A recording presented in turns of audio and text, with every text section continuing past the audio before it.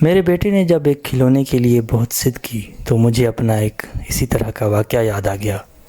بچوں کے لیے کھلونے ان کی کائنات ہوتے ہیں، انہیں حد سے زیادہ عزیز۔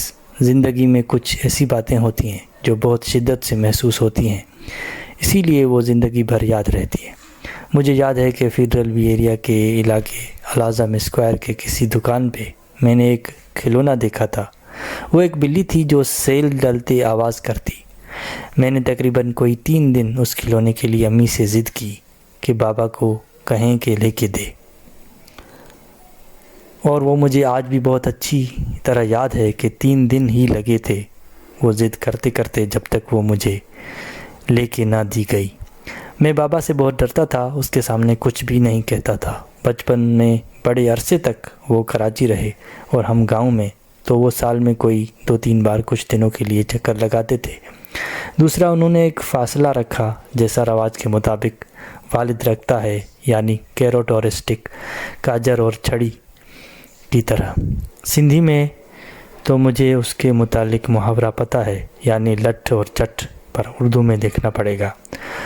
کسی وقت بابا چیزیں، کھلونے، پیسے دیتے تو لگتا کہ میرے باپ سے بڑھ کر کوئی نہیں، اور کبھی ڈانٹتے تو بہت برے لگتے۔ دوستوں کے سامنے لیکچرز دینا اور انہیں کہنا کہ اس کو گائیڈ کرو کہ یہ کیا کرے، کانفیڈنس کی اتنی رٹ لگاتے کہ میں بڑبڑا اٹھتا کہ کاش یہ اتنا پریشرائز نہ کریں تو واقعی کانفیڈنس آ جائے۔ دوسرا، میں پریشان تھا کہ میری خاموش رہنے کی قدرتی عادت یا نیچر سے سب کو تکلیف کیوں ہے۔ اب میرا نیچر ایسا ہے تو میں کیا کروں؟ بات کہیں اور چلی گئی۔ میں اس تحریر کے حوالے سے یہ کہنا چاہتا تھا کہ کھلونے بچوں کی کائنات ہوتے ہیں، اور ہمارے ہاں اتنے زیادہ بچے پیدا کرتے ہیں کہ کھلونے تو دور کی بات، ان کو بنیادی سہولتیں اور کھانا تک نہیں ملتا۔ دوسری شادی کر کے اور بچے پیدا کرنا شروع کیا، گھر ٹوٹا ہوا، معمولی سی نوکری، خرچوں کے لیے پریشان، قرضے، مسائل، اور کچھ کہو کہ بھائی کچھ منصوبہ بندی تو کرو، تو جیسا کہ ملوں نے ان کا دماغ خراب کیا ہوا ہے، اور یہ صورت کہتے ہیں اللہ دیتا ہے، کیا کریں، روکنا پاپ ہے وغیرہ جیسی جاہلانہ باتیں۔ میں ان کو صرف ایک بات کہتا تھا کہ بھائی بہت طریقے ہیں، آپ ان میں سے کوئی ایک بھی استعمال کرو تو کسی کی مجال نہیں کہ پیدا ہوں، اور یہ آپ کے ہاتھ میں ہے۔